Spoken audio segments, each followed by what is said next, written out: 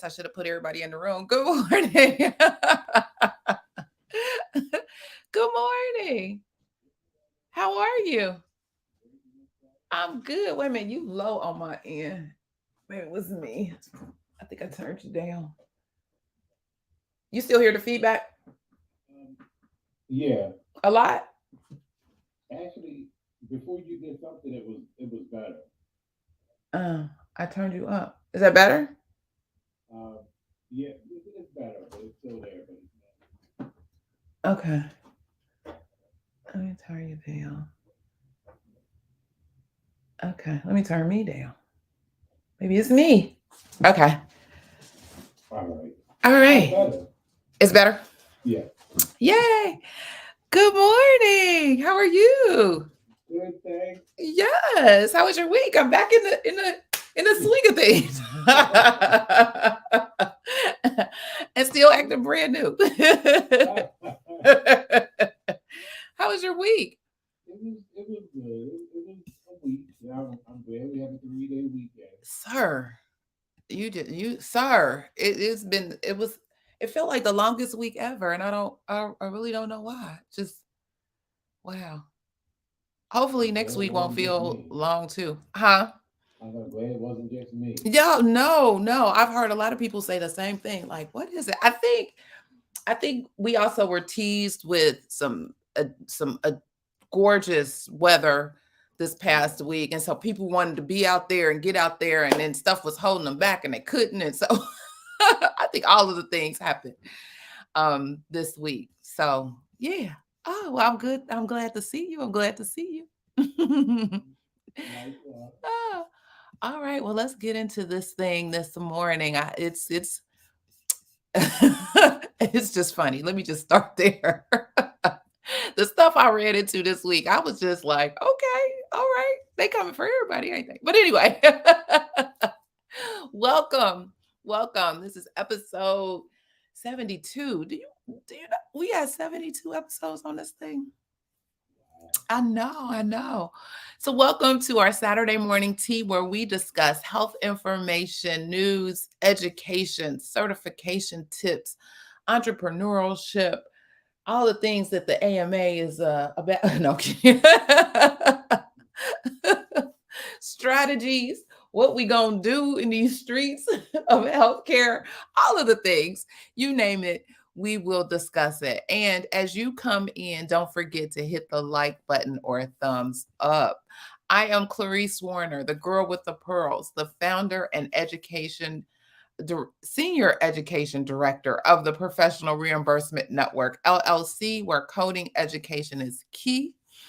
And let me just ask you first and foremost, do you know what it takes to be a certified marketable? That's the key here in this space. Marketable medical coder. Well, before I introduce my co-host, let me share with you some information on a free, yes, free 99 email course on the 5 steps to become a certified marketable medical coder. Are you interested in medical coding, but not sure where to start and scared of wasting time and resources? Let me help you with the right steps to become a certified marketable medical coder. Learn more at bit.ly/5stepscoder. I love that little ad. It was the very second ad that I put together. I like to play and experiment. And I was like, let's see. And threw all of that together, and it's still catchy to this day. It's been in rotation forever. All right. So if you are in Clubhouse, and welcome back to Clubhouse. Yes. Feel free to click the link, the pinned link at the top of the page. And if you are interested in getting more information about the 5 steps to become a certified marketable medical coder, for YouTube, Facebook, and LinkedIn, you can check the video description for the link. I promise you it's in there. Just scroll down, you'll find it. So, joining me today is my co host, Mr. Jesse, the registered trademark put some respect on his name, the coding nurse. Sir, introduce yourself and tell the folks all about you. Good morning, everybody. My name is Jesse. I live in Philadelphia. I've been in healthcare for 30 years. During the pandemic, I created a company called the Coding Nurse LLC, where I help nurses and other healthcare practitioners with clinical backgrounds to transition into the wonderful world of HIM. And isn't it wonderful? It really is. Isn't it wonderful? I mean, we gripe, we have our strong opinions about a lot of things, but at the end of the day, it is wonderful. It is wonderful. Good morning. Let's see who all in the good morning, Carlene. Good morning, V. Good morning, the crafty coder. Good morning. She says, good morning, crew. Happy Saturday. Yes, happy Saturday. Happy Saturday. And Lord willing, I can just put my feet up. I know I'm not, but it sounds good anyway. Put my feet up and rest on this Saturday. Let's see. Church announcements. Well, before I get to the church announcements, let me just remind folks that we are in conversation. And if you are on Clubhouse and want to join in the conversation, all you have to do is raise your hand. We will definitely add you to the stage to join in the conversation. And don't forget, your opinion matters here. So you don't have to be shy. It's a training ground. You can come on in and let us know your thoughts on some of the topics that we have for today. Or if there are other things that are burning and pressing in your spirit, you can feel free to come up to the stage and we will definitely have a conversation about this. This is always a dialogue. And so we believe in having a conversation. That's why there's two of us, so that because one person can't talk to themselves. I mean, I guess you could, but somebody might think you're crazy, but it's a conversation. And then for my Facebook, YouTube, and LinkedIn friends, you all know what to do. You use the chat. If you have a question, please put a Q first so that we know it's an actual question and we won't miss it. All right, let's see. Good morning, Tasha. Welcome. And she said, and everybody else. Good morning. All right, look, y'all on the road here. I feel something is already brewing in the air. It's always already brewing in the air. So for those of you who are just joining us, today we are discussing medical coding shortages, and I say that with a question mark, and physician confusion. But first, let us get into our church announcements, which could pretty much be a topic in and of itself as I read through it. So, church announcements. Well, there are two. One I just thought about off the top of my head. So, Mr. Jesse, you know how you talked about the training manual for the CDI certification. Do you know that there's now a volume 2 that has been released? And so, wait a minute. Where is my? The tea is out. Let me get my tea right now. Did y'all hear that spirit that just came out, that just leaped out? So it jumped out. I was trying to ease it, but it jumped out. So I'm optimistic. I haven't seen it. I don't know if you have gotten an opportunity to take a look at it to see if it addressed. I know you had several concerns and questions about it. I don't know if you had an opportunity to maybe see it, or maybe you can reach out and see if you can get a copy to see if you can aid. I don't know. I just thought I'd bring it to your attention that it was out, but you already know. Go ahead. I feel like for our church announcement section, we're gonna need a little background music. Okay, I'm gonna have to find some. I'm gonna definitely do that. Just a little organ. Yes.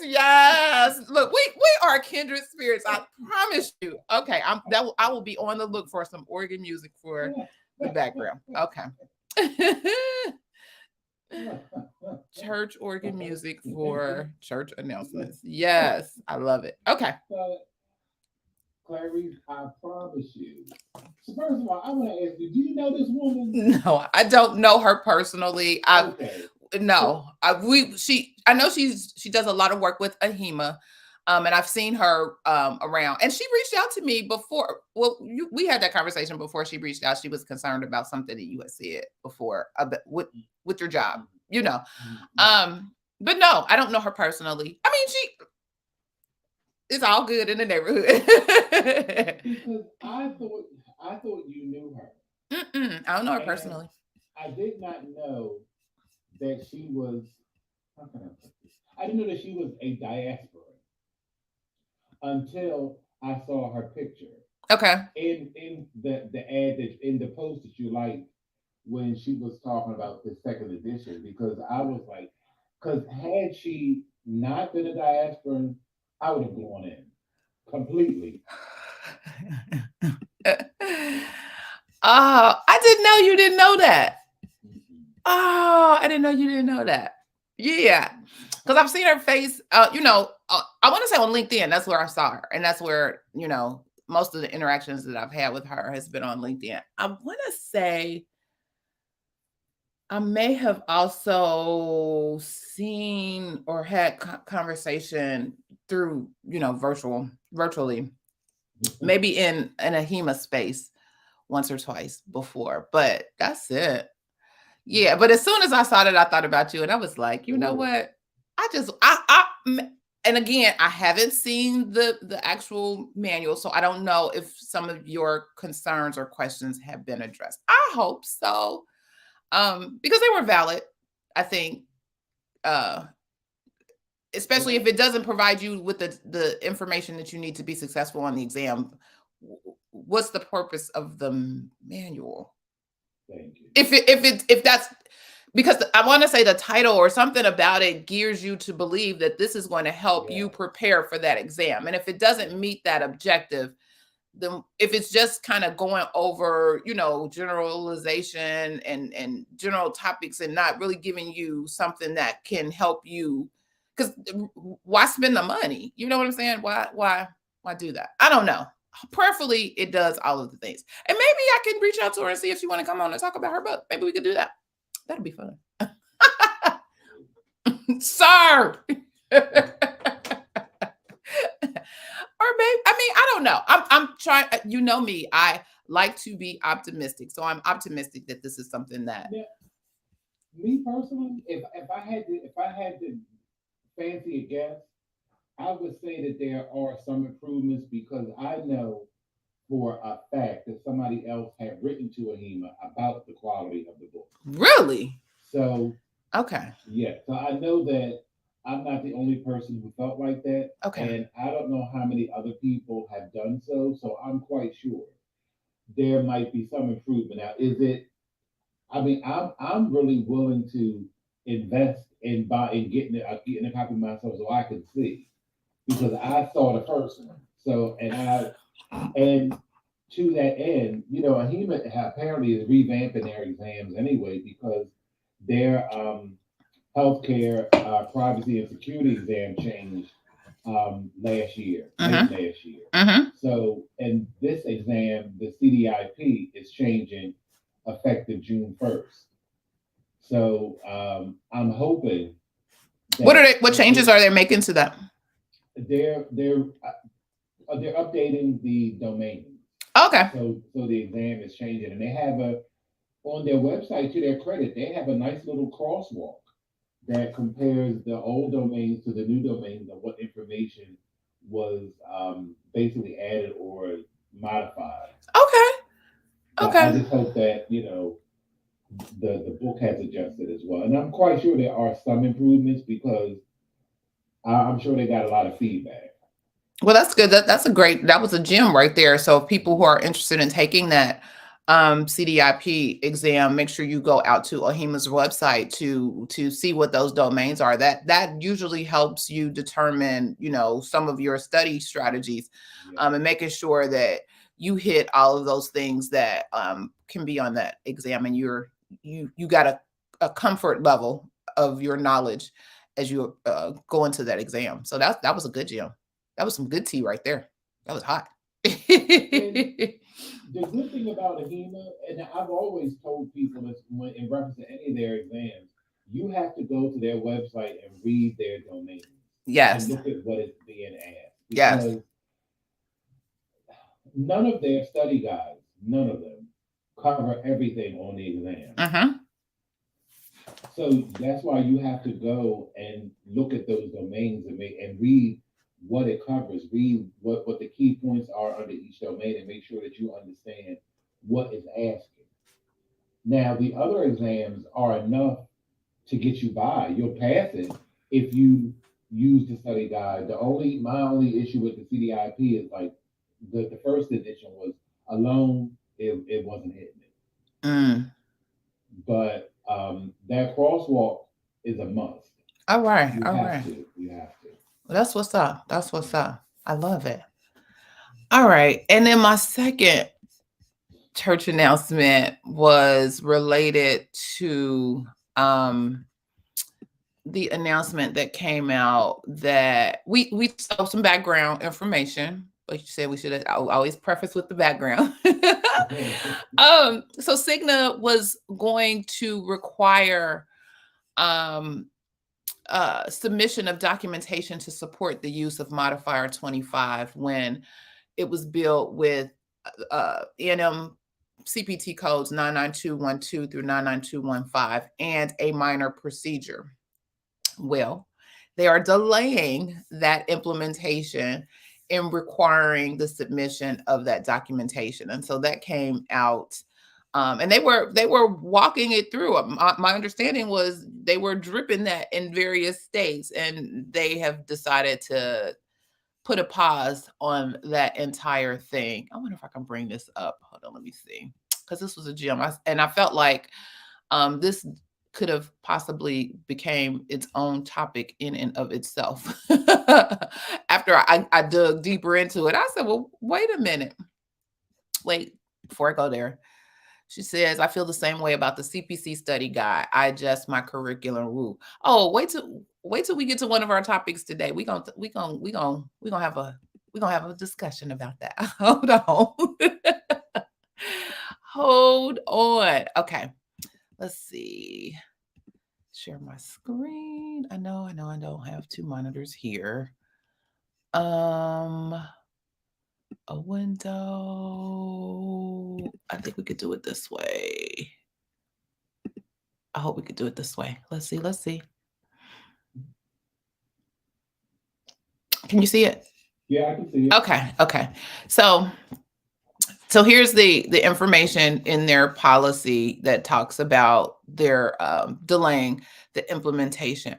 But I thought this was really, really comprehensive and gave a lot of information. And it provided some additional information on like modifier 59, modifier 57. And so I wanted to bring to your attention, where was it? So here's their reimbursement policy. And it says they allow separate reimbursement for E&M service or office visits when reported in addition to a procedure on the same day of service if the CPT or HCPCS E&M service code and a procedure performed at the same patient encounter are individually and separately identifiable, and modifier 25 is appended to the disallowed E&M code, and the CMS National Correct Coding Initiative, or NCCI, or Cigna defined edit allows a modifier override, and you see all these ands. The E&M services provided must meet the criteria as defined in the current CPT E&M guidelines for code section 99202 through 99215. And I don't know why they still got this in here, but anyway, 1997 CMS documentation guidelines. E&M codes outside the 99202 through 99215 range must meet criteria as detailed in the CPT Refer to the evaluation and management reimbursement policy for additional information. Um, and then this goes on to talk about modifier 25 usage, um, and just background information on it. It says that for E&M services on the same day, a procedure is also performed by the same physician is included in the payment for the procedure. The E&M service code should not be separately reported. In some instances, a significant E&M service is rendered that is separately identifiable from the procedure performed in the same session. The separate E&M service must be significant enough to require a separate service, i.e., address a new or distinct problem. And so one of the reasons, or one of the, I think, premises behind, and this is my opinion, one of the premises behind the additional documentation request that Cigna initially had was they wanted to see the documentation of that separately identifiable E&M service and whether or not there was a new or distinct problem that was different. But I guess they got a lot of pushback, and they're just putting it on pause. They didn't say it was going away. They just said they were putting it on pause.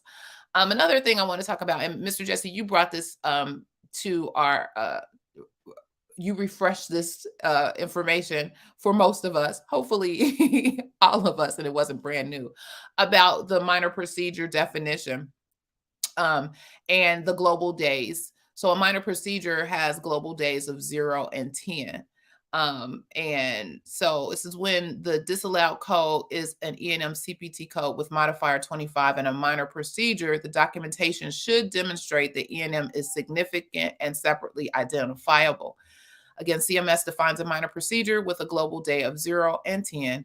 And then this is quoted: in general, E&M services on the same date of service as the minor surgical procedure are included in the payment for the procedure. The decision to perform a minor surgical procedure is included in the payment for the minor surgical procedure and shall not be reported separately as an E&M service. However, a significant and separately identifiable E&M service unrelated to the decision to perform the minor surgical procedure is separately reportable with modifier 25. The E&M service and minor surgical procedure do not require different diagnoses. CMS identifies the global days on the National Physician Fee Schedule relative value file, and CMS updates this file multiple times throughout the current year, which can result in the reassigning of the global days. So you have to check that out. That's another little gem there that if you are wanting to make sure and double check whether or not it's still considered a quote unquote minor procedure, you might want to check that out prior to submitting those claims. Go ahead. Just one little interjection. And CMS has a nice little spreadsheet that you can download that has the global days. It does. It does. You are absolutely correct. It says examples of incorrect use of modifier 25, appending modifier 25 to a CPT or HCPC service code that is not an E&M code. Appending modifier 25 to a CPT or HCPC service code when the patient's condition does not warrant an E&M service in addition to the procedure performed on that date. Or using modifier 25 to indicate the need for a major surgery the day of or day after the E&M visit. Modifier 57 should be used in that case. So again, there's some additional stuff in here if you want to read. I'll place a link to this PDF in our in the description box below. So yeah, that was a church announcement that became an actual topic of itself. Let's see. Crafty Coder, I think it's dumb to decide not to. I was in a group on Facebook and told them, make sure you work on documentation, because if you think they not you crazy, and then she highlights separate, and I think that is all related to that church announcement. All right. Mr. Jesse, did you have any other comments on that before I get into one of our topics for the day? I just wanted to just add that this is why it's so important to stay up on current regulations Mm-hmm. because it changes constantly. Mm-hmm. Like, and this is what people don't understand. Like, you might have this situation down pat today, and in 6 months, they have made a little modification, and the whole landscape changes. That's right. That's right. Oh yeah. Okay. She said you're crazy if you think it's not coming back. Oh, I believe it's going to come back, and I believe that it's going to set precedents for others. I think other folks are going to jump right on this because that's low hanging fruit. I think others going to be like, you know what, we should have asked for this a long time ago. Because um, I think it's twofold. It's one, it's a way for them to better manage what's happening with these issues around modifier 25 and E&M services and minor procedures. And two, so they're being looked at. And so oftentimes some of the criticism for them is that they are not doing all that they can do to safeguard um, these dollars. And right now our government is they looking in they in the cushions of the couch like, where is some coins? So they looking for it all. They gonna do what they need to do to make next month's mortgage or rent. So I think this really is gonna set precedent. And maybe they're gathering more support from others to jump this off at the same time. I don't believe, I'm like you, Crafty Coder. I don't think it's going away. They said they went to get the cavalry. Right. I don't think this is going away. I think they're going to get some reinforcements. They coming in like and working it out. Were you gonna say something, Mr. Jesse? I was just gonna say like they're in the background crunching some more numbers and seeing how much this is really going to affect things and see how they're going to be impacted from a business standpoint because everything comes down to money. You know it. So You know it. they want to see if it's going to create an undue burden for them. You know it. You know it. Okay.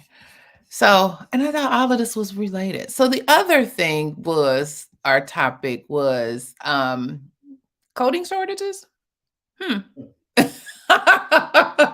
So my friends over at the AMA, when I tell you, boy, if I had a whole bunch of money, I would be a member. Because Lord, the things that you get over there, just being on the outskirts. If you, I'm sure there's a whole bunch of other stuff to see if you were a member, but just being on the outskirts, boy, the AMA is everybody's business, right? Right.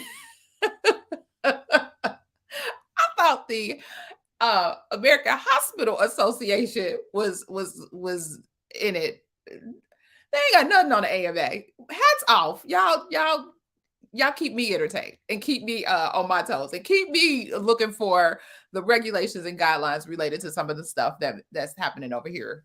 So in these quote unquote coder shortage streets, the AMA, there was an article that says they want to address another healthcare shortage, and it was for medical coders.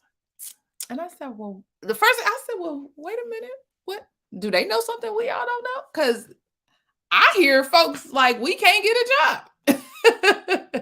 We out here getting certified. We doing all the things. We putting in the resumes. We sending we putting new resumes and new cover letters together for each and every particular job that's out there. Some of them have some challenges because they're brand new coders. So you got that challenge you have to jump over, but you got some seasoned coders who be out here and they just testing the water, seeing as some coins are being diverted from one area to another area to make it a little attractive for folks to come here or go there or do whatever it is. And everybody is all about balancing and doing what they need to do as it relates for them. So folks is peeking around the corner like, well, what are y'all offering over there? And what are y'all offering over there? So I'm hearing in these streets, folks are out here, they looking, they trying to, but either they're not getting information back. They're being told they don't qualify for the position. They're being told, we looking for nurses. They're being told all kinds of things. So I was curious when I read this article, like, well, what is this all about? So let me see. Let me open this up. Let me share this with y'all too.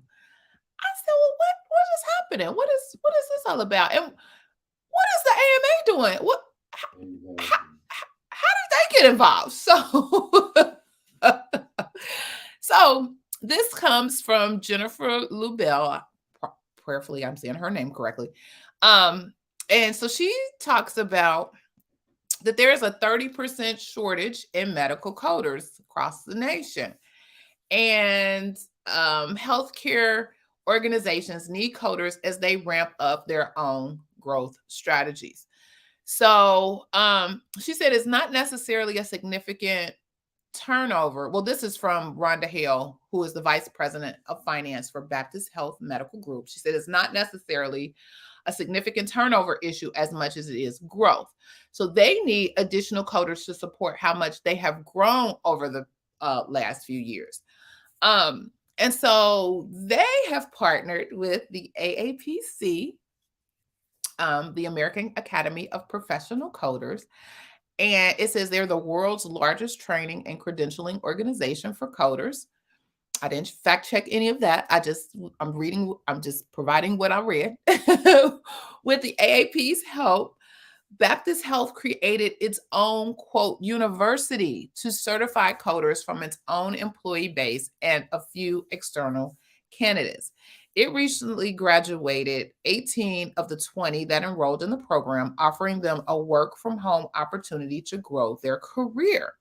So basically, this article kind of sums up how one organization partnered with one of the national coding credentialing organizations to kind of grow their own. But the first thing that stuck out to me is we did this back in the 90s, right? I mean, this is not new. So I don't know why this was a whole thing. And but glad somebody has uncovered a method in kind of helping advance the careers of some of the folks that are within their organizations.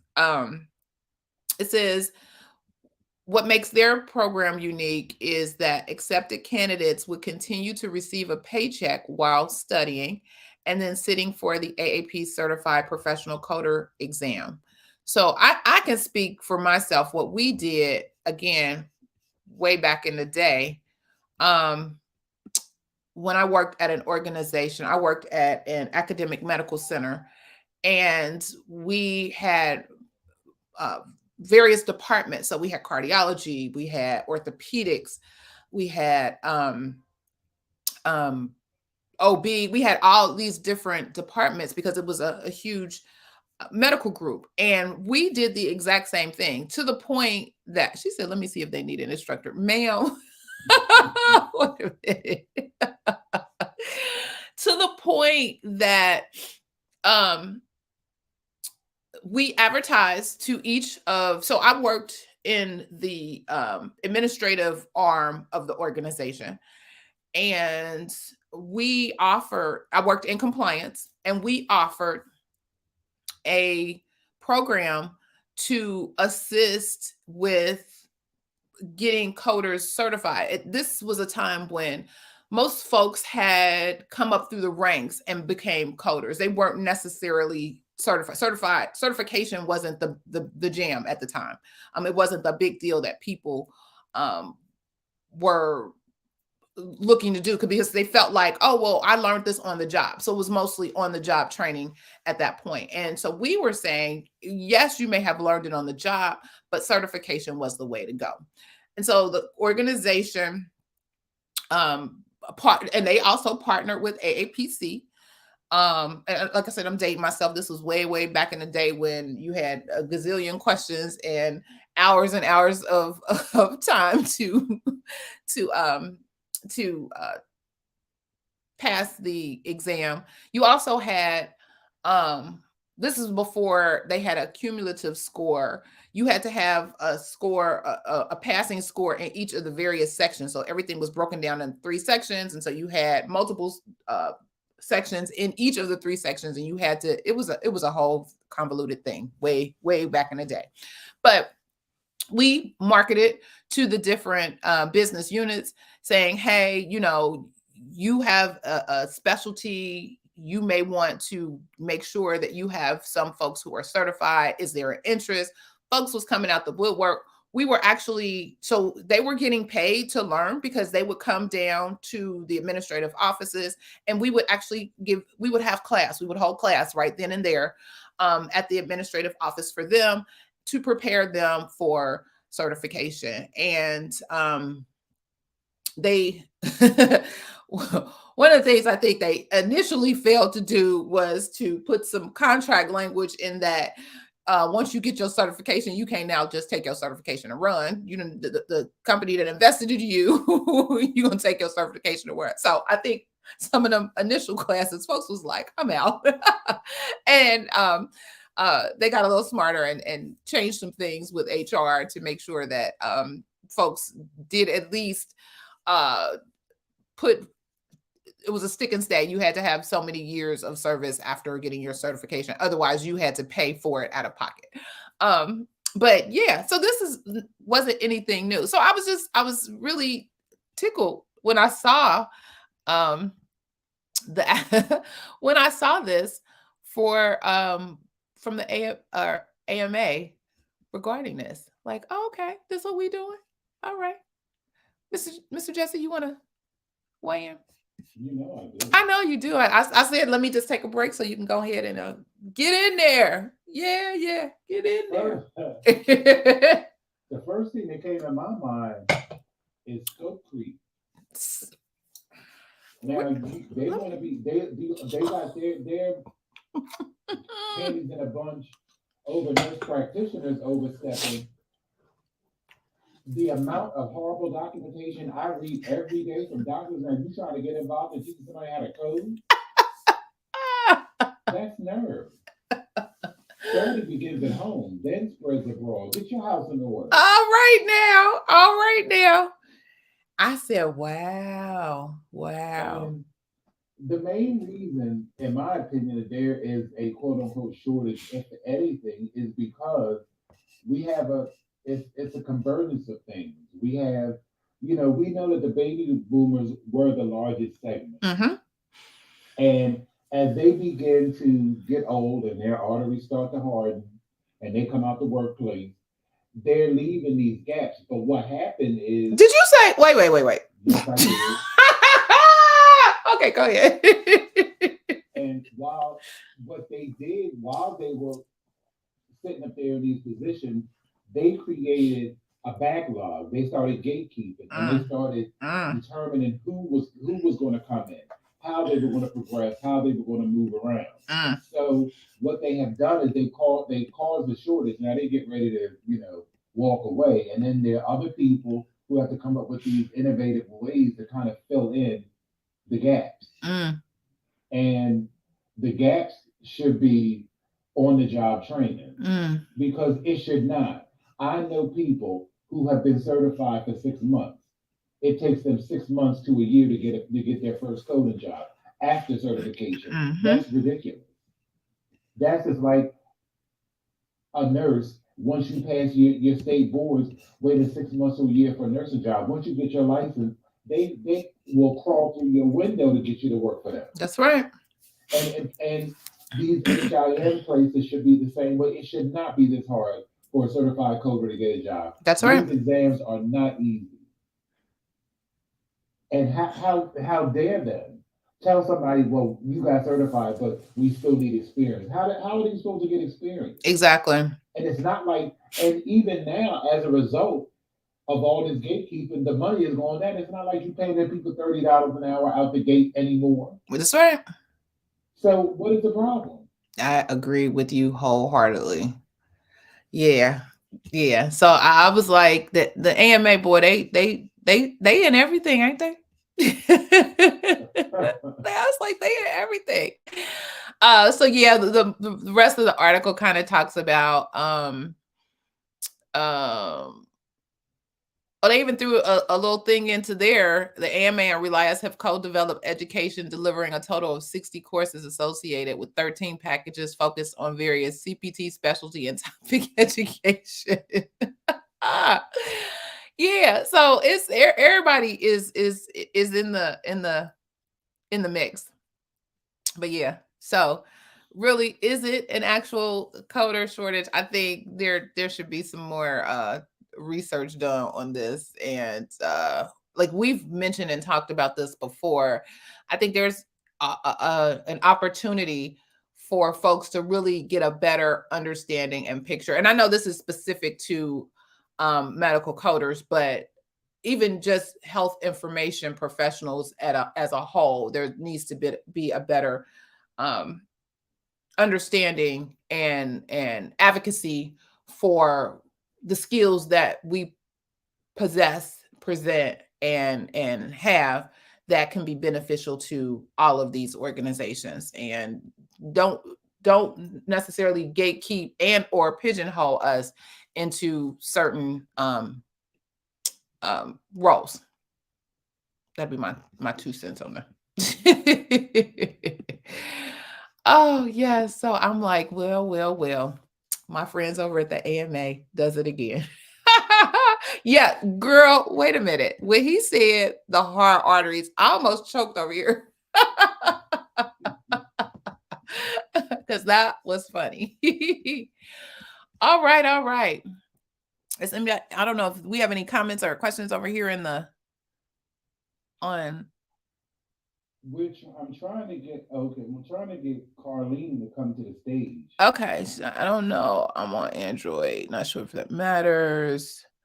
She says she agrees with you. She is an NBC instructor. They pick and Okay, choose she who said they that she want. knows now. Okay.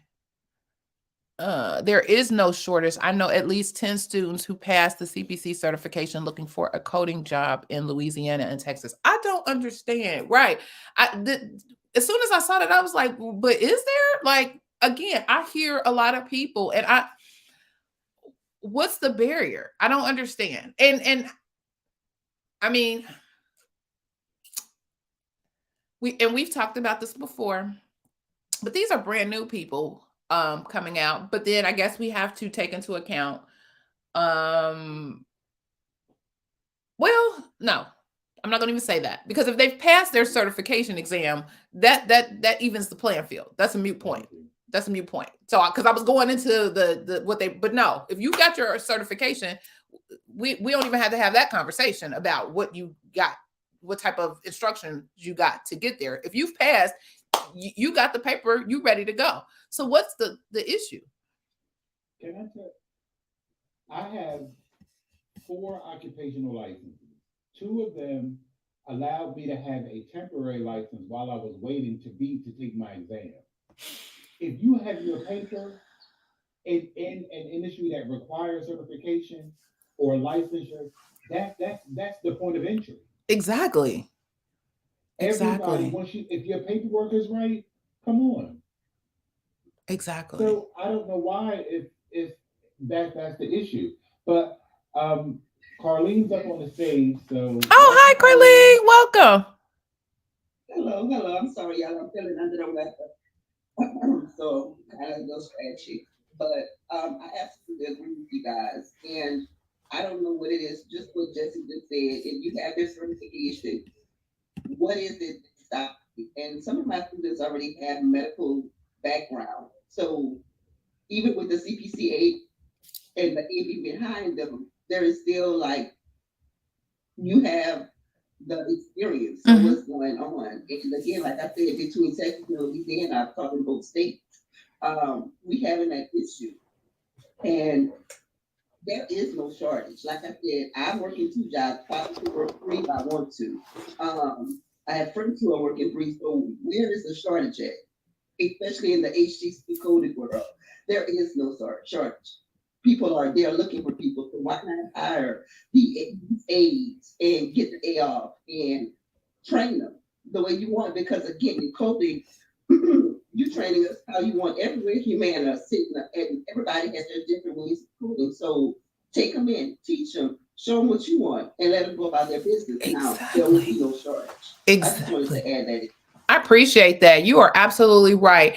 And the only other thing I can possibly think, but they're touting growth. So that may not even be a factor. Like, I mean, there's only so many hospital systems. There's only so many medical practices. But as a certified marketable medical coder, the doors are open. You're not limited to just those entities. There are other areas that you can take that certification and perform those same duties. So I don't know if it's just everybody is, I just want to be in a hospital, or I just want to, I want to work for a hospital system, or I want to work for a physician system, or surgery center. I don't know if that's the mindset that's around it. That's kind of, but to your point, Carlene, the payers are always looking for coders. Folks are looking for coders, so they say. But what happens when the rubber meets the road and folks are sending information?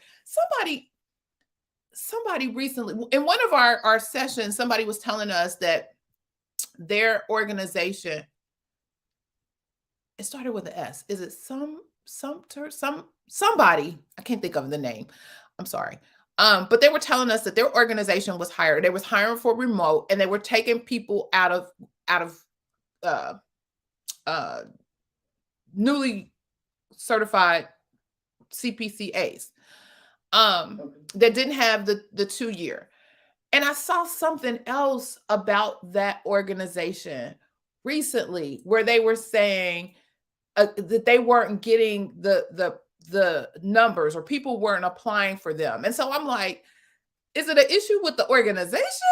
It's not, you looking for people, but people running because some ain't right. I don't know, but somebody, this needs to be further, I think, research to get a better handle and understanding on what's the gap here. What's the gap? My mind is. I want to add too, and this may be some of my fault too, because the first question that you asked, I know that payers are hiring, and I think I need to get more information on things outside of payers. I've always worked for payers and hospitals. So as an instructor, I think I need to inform myself more on those things outside of it, so that I can inform my students and myself as well on where to go. And I think that's my fault, because again, once you get into it, it's like you kind of stop. And I think I kind of stopped there. And so going forward, starting today, I think I need to get more information so that I can tell my students, let's go outside of this. Let's look further out than just payers and hospitals. Yeah. But you also have to be careful too, because as somebody who has worked for contract companies. Well, I wasn't necessarily thinking of them, but yeah, that's another. But they're like the worst place to start. Because a lot of those people, they're not very good trainers, and you will learn some very bad habits very quickly. Because as a new coder, as with anything that you're doing for the first time, you need supervision. You need a great foundation. Right. And I don't think it has been my experience that most consulting firms require some time under your belt. I don't know, and I may be wrong, and I may be out of touch. I don't think a lot of them take brand new, newly certified folks, because they want folks who have been experienced in XYZ specialty or XYZ location. So if they're looking specifically for inpatient coders, but again, if they are just out here willy-nilly, and I get stuff in my inbox all the time. We looking for XYZ coders. Do you know somebody who can assist? Or are they just out here grabbing, reaching, and taking whatever? But to your point, Mr. Jesse, I think you're absolutely right. Folks need a firm foundation with some good training. once they are certified and get into a position. Initially, you're absolutely correct. Otherwise, they will be out here scrambling, and unfortunately, we may see now some results of that when you go back and be like, well, where you learn this? When somebody is doing audits and reviews on these coders and doing QA reviews on these coders, like, where did you get this information? And folks are not necessarily, some of these consulting organizations are in the business of getting the next contract. They're trying to get the next need, or getting the next contract to fill the particular need, and not necessarily investing the same amount of time and energy. And not all of them, but maybe some may not be best investing the same type of energy into their staff, the folks that they're consulting with. They should be providing, some training, providing education, providing information, updating them, keeping them abreast, so they are the best that they can be while they help the clients that they're serving. But we're already seeing the fallout. Oh, definitely. In two areas. It's called overseas coding and AI. Okay, let's talk about it. Oh, let's talk about it. True. And maybe that's another thing, folks. I mean, everybody's looking at their bottom line. They're trying to get the most for the less, for the least. Is this what this is gonna be? Everybody gonna be scratching and vying for a few positions that they have out there that coders could do, versus, we can pay someone overseas $9 an hour and they'll work all night long. And then they're working in different, time zones, and stuff is just 24-hour cranking or whatever. Versus I need to pay somebody here $25, $30 an hour for 8 hours and all the other components that come with the hiring package. I mean, I don't know. And then AI, that's a whole other level. You don't need nobody. You ain't paying nothing but for the machine. So, but my whole thing is, just as the Yana, succinctly says, call a thing a thing. If you are trying to save money, then stop trying to hide behind this shortage. Stop trying to just say that there's no shortage because we're not hiring people. We're not hiring because we've outsourced, and what we can't outsource, we're going to rely on automation to do. Just say that. I agree. And then that gives folks who are coming into the profession, who are considering, that gives them a choice. That gives them a choice to decide where I want to land in this. You're absolutely correct. Because I just think that it is deplorable that certified people have to go. I mean, I see it on LinkedIn all the time. You have people who have RHITs, RHIAs, and are trying to find jobs. Like, that should not be. I don't understand. It's because it's it's a mixed message. On one hand, we looking, we need, we this, we that. On the other hand, well, we out here. What y'all doing for? What? And I like your call a thing a thing. Yeah, y'all know what y'all doing. Or y'all slow walking, quiet. What is it? Quiet quitting, quiet firing, quiet all of the things. Quietly trying to get the the AI and the overseas coders. I mean, call a thing a thing. Let it be what it is. And if they also, what could also help expand the reach for coders is if this is a whole nother level of gatekeeping, if they started letting coders get into CDI. Yep. That would be a game changer. That would be a game changer. And I always, I'm an advocate for the auditing piece too. Take them skills. Y'all can take them skills and flip it a little bit, tweak them a little bit. And there's opportunities on that end as well. It's going to be interesting. Again, maybe the AMA got some they got some additional skin in the game, and we'll definitely be on the watch and look out for more commentary related to the quote unquote coding shortage. They had a lot to say lately. A lot. By the summer, they're gonna have a whole climate change problem. They got something in on everything, don't they? I'm like, wow, I'm odd.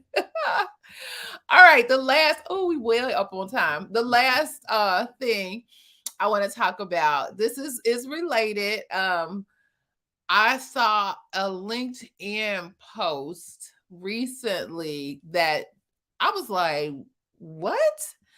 And this is about physician confusion. And it seems like it's some physicians out here that is that we would, when I was in college years ago, we would always talk about we are in the land of the law. So the professor would be talking about stuff and we'd be sitting there scratching our head like, what? Like, we are out here in the land of the law on this boat. We have no idea what in the world they are talking about.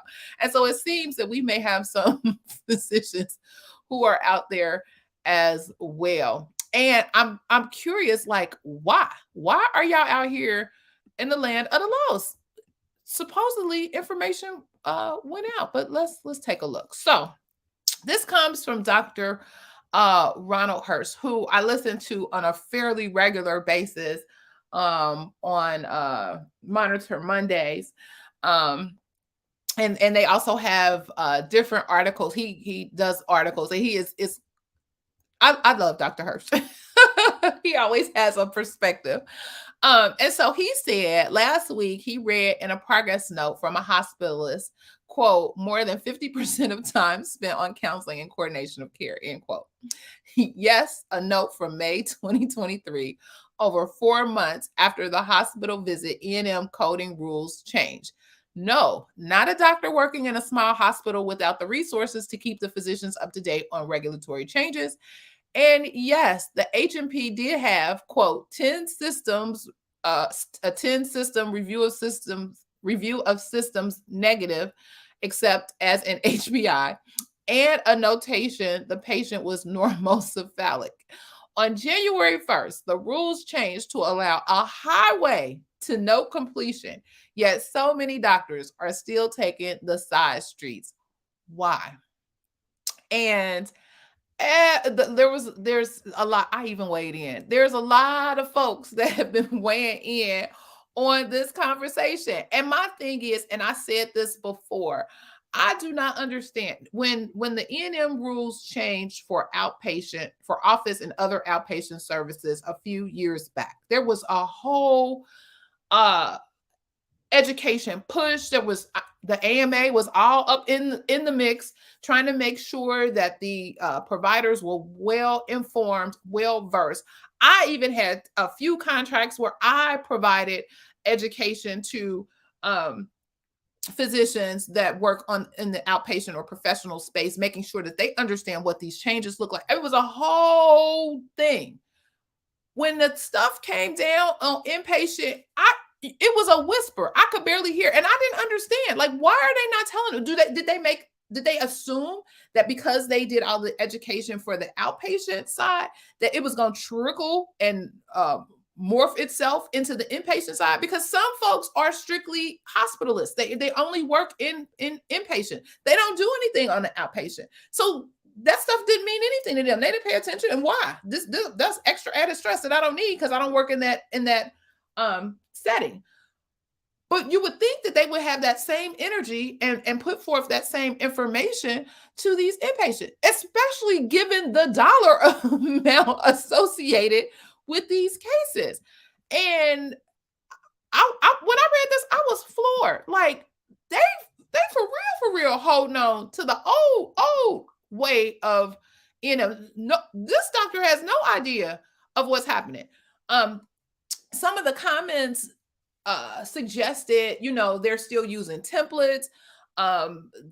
They didn't get the education. They chose to and decided, this is the best route. I don't know, but it's a lot going on. And all I could think of first and foremost is y'all just gave the auditors that be carte blanche. Here we come. Carte blanche. Because if you are not, the whole premise of, and Dr. Hirsch, I think he mentioned it in a comment. He was having a wonderful back and forth with one of the commenters about the understanding that the medical decision making is what is critical and crucial to this documentation, which also supports medical necessity. If you're not documenting to that vein and you're still stuck on, oh, let me make sure I got enough bullets for the history and all of these exam pieces, you done missed the whole point, the whole boat. And you are low-lying fruit for the auditors. Period, point blank.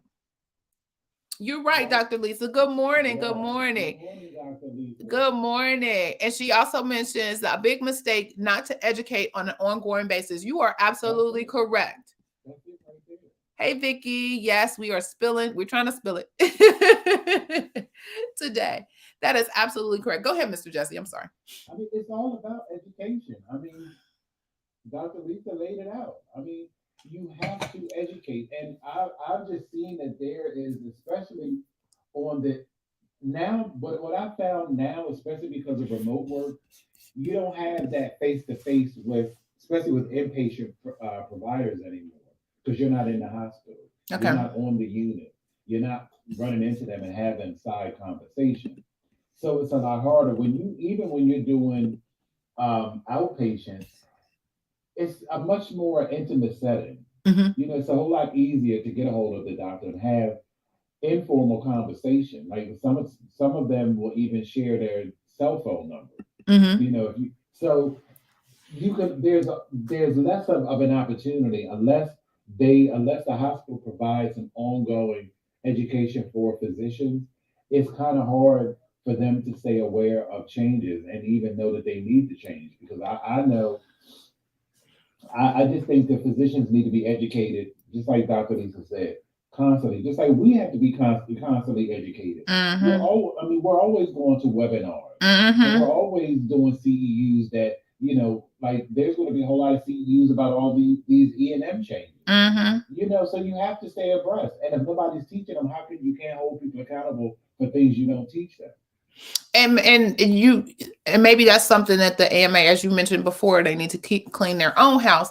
Maybe that's something that they could provide for CEUs for physicians. You know, make sure that they are abreast of those types of changes as it relates to their documentation, and kind of mandate that at some point as one of the domains that they need to make sure that they have to maintain their license. I don't know if that's something that they do currently, but you would think that would be something that needs to be on the forefront of that, seeing as and also to your point about the documentation that we are seeing that is just off the charts. Somebody that should be a critical piece in provider education. You need to you need to know how to document. It's one thing to be able to treat the patient and medically and provide. We believe that you know what you're doing as it relates to practicing medicine, but we need to see the evidence of that in documentation. And getting that what you're thinking in ink or, you know, electronic now has always, it's been a challenge for years, and I don't understand, you know, what is it that is keeping them from basically mandating that these physicians or these providers out here get an understanding. Now, one sort of provider group, I think they got a better understanding. If you look at some of these MP documentation, they got a better understanding. And so maybe there is some room to collaborate and share and get some information if we wasn't fighting as much as we are. But the MPs are like that because of training. The training, that's what I'm saying. Physicians never got that. Years ago, back at the same academic medical center that I worked at, we actually inserted, because we were compliance, we inserted ourselves in this our physician medical training, and said we feel like they need to know even if they don't stay here, if they go on, and this was, again, I'm dating myself, years ago, because most folks were just opening up their own practices before they were being hired by hospital systems, but they needed to know the business behind what it is that they're doing. This is what the business looks like. And so we had a whole hour, if you will, just to kind of give a cursory overview, high level overview of what the business looks like, and why the importance of their documentation matters, and what that trickle down effect impacts as if their documentation is not correct. And so we did it as much as we could, and they appreciated it, they loved it. But again, we were just one little entity trying to affect some change in the students that came across our way. There are thousands and thousands of students that graduate every year. How many of them are actually getting a solid training on appropriateness of documentation in any setting? And that's part. We even talked about that even with the coders coming in. They need a good foundation. These providers, these physicians need a good foundation on documentation. And I don't know if they're actually getting, if they're getting it. And that's something that maybe the AMA should focus on. Can I jump in on that? Yes, ma'am. And I just think that that's kind of twofold, because number one, provider educators get paid really well in a lot of these entities. That's right. And they are actually working for free, to tell you the truth, because a lot of the providers choose not to speak to them a lot of the time. And the more they put it on either their NP or they put it on their nurse manager, instead of taking the time to even speak with and see the provider educators, because they take their time to make slides and make PowerPoints to educate them on how they're using revenue and why the documentation is so important. So I think that a lot of this is the providers not even wanting to hear, because they know their job. And again, to the bullet points and to the EHR, the EMRs, and clicking, talking into the dragon has a lot to do with that. So I think, yeah, they're complaining about it, but y'all missing the point of the provider educators and taking time out to even do that. And so I just want to put that skill in there. I agree. And this also takes me back to the importance of having a compliance program that has monitoring of this documentation.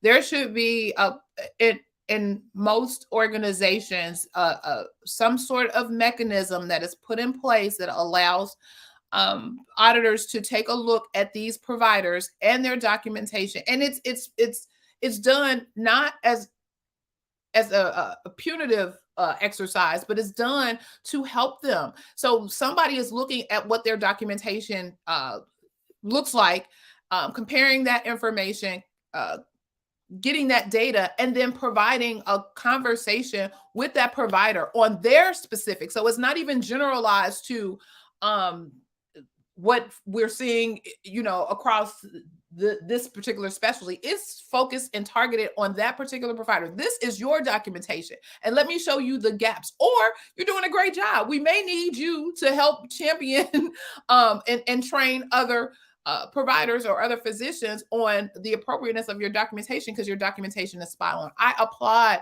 those places that actually have the wherewithal to put those types of programs together, because because it's one thing to put it together, it's one thing to do all that work, but if you don't have any type of teeth in or skin in the game for that provider, it's all for naught. You have to have some sort of repercussion for that provider if, to your point, Ms. Carlene, they don't attend the training session or the education session, if they're not keeping up with the standards of what their documentation, there needs to be a bar. Hey, you got to reach this. Otherwise, we're going to hit you in your pocket. You may not get that bonus this quarter. If you can't, this needs to be part of, you got to have so many RVUs. You got to have, the percentage of your coding or evaluation or reviews needs to be XYZ. All of that should be part of a good comprehensive compliance program for these providers, both on an outpatient or professional basis as well as inpatient. I feel like I'm on the soapbox. And if you need some help, call your girl.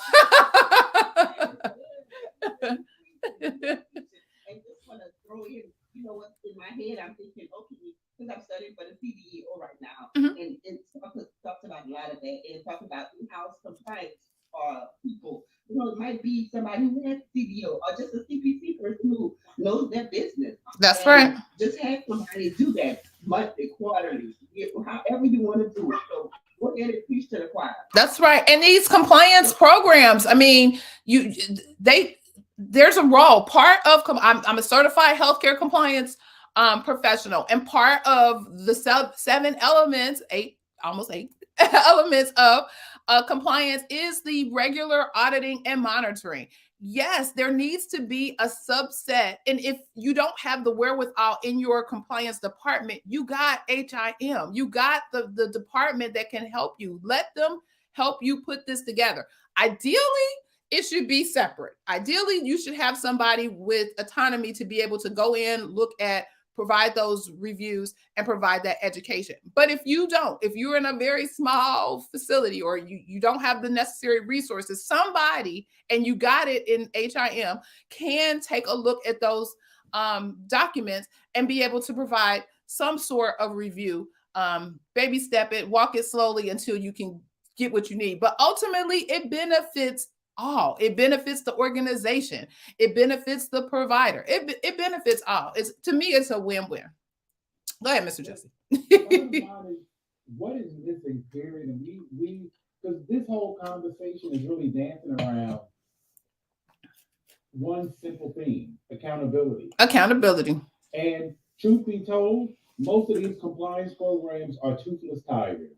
It's just name only. Because because first, the one thing that you can tell that you can look at, if you look at any provider documentation and it's not up to par, that is a definite reflection of a poor compliance department. You're absolutely right. So when they're doing those evaluations on an effective compliance program, if they don't have that piece involved in that, that's a problem.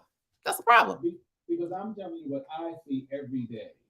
I see people who are in the hospital 7 days, and all 7 notes are the exact same. The only thing that's different is the vital signs, maybe, and the plan. I have to read the plan to see what is different. Nothing is ever ruled in or ruled out. And that's a problem. Then what happens? Then it causes a back end on between CDI and coding, because you have to rely on the clinical information, because you code per clinical information and also diagnosis. You need the clinical information to support the diagnosis. So then it gets into, like a back and forth. Like, I had an example, the person was severely, was in respiratory distress when they came to the ED. They were in the hospital like 17 days. They were placed on ventilation in the ED, was admitted, failed to be weaned. The intensivist diagnosed acute respiratory distress syndrome, which is more advanced than acute respiratory failure. I coded acute respiratory distress syndrome because you can code both as an exclusion. The coder writes to me and says that she has a problem with coding acute respiratory distress syndrome because it was only documented by the intensivist and not by any other specialty. I'm like, but you look at the clinical evidence. I said, the person failed to be weaned off the vent. They were on the vent for a week. That's not normal respiratory failure. Right. But those are the kinds of things that poor documentation cause on the back end, because then you go back and forth and that delays billing. And I think there's also an opportunity even for the CDI programs. The CDI programs and compliance. You guys are seeing these cases. You can identify the problem children, if you will. Again, there should be a broad regular monitoring of all of the providers, but you already know who your problem children are. And so you can provide further information and further detail related to the documentation of these problem children, if you will, problem providers as it relates to documentation, and allow this additional information. I know they're tired of you hear query fatigue and they're tired of this, that, and the third. However, clearly you're not getting the message. You're not getting the information. Again, to your point, accountability kind of puts the stamp on all of this. It stops most of this foolishness. Accountability and hitting folks in their pocket. Oh, folks, pay attention. Oh, well, wait a minute. And then folks pay attention to things that they know that are important. So if you're shining a spotlight on, hey, we need to make sure that our documentation meets XYZ, and this is something that we're going to look at and monitor on a regular basis, people like, oh, wait a minute, hold up, let me make sure my stuff is, because they're very competitive people too. And so they will try to outdo the other. Well, wait a minute, they got this. Well, I need to get this and that and the third. Yeah. Can I, as you were talking, I had figured out how we can solve this in a month. Come on, monthly. Come on, 30 days. If you tie providers' bonuses to their denial rate, it'd be a game changer. Woo! All right. Because I'm telling you, I know for a lot of how you can have somebody in the hospital for 17 days and have an unspecified code as a principal diagnosis, I'll never understand. I don't understand that one at all. And then you be in your feelings. Well, but the other part of it is, do they actually know and understand what happens downstream? Are they understanding the impact of what happens to the hospital stay that doesn't get paid or has been denied? Or do they just go on about their merry way to the next one? On to the next one. They go on about their merry way. That's what I'm saying. On to the next one. Because they have other departments that clean it up. They clean it up. So that's going to be the challenge, is getting those enablers out the way, or getting those enablers to back and sign on to a program of accountability. That's going to be the challenge. Because they coddle. They, we want to make sure we, you know how it is. You know how it is. This has been good. Look, I'm almost out of tea. This has been good. I know we done went over. I'm so sorry, y'all. But we couldn't stop. It's so much. The juice and tea has just been here. I think I need to add some lemon juice to my tea, because it's been here. Oh my God. But I do love this time provider denial rates to their bonuses. That's a strategy that I wonder if folks have thought about. But, and they may have thought about it, but again, you gotta get over the hurdle of those who, want to turn a blind eye and think, oh, well, they're really not responsible. They should know. The hell? They are the reason why. It starts at the documentation. It starts at documentation.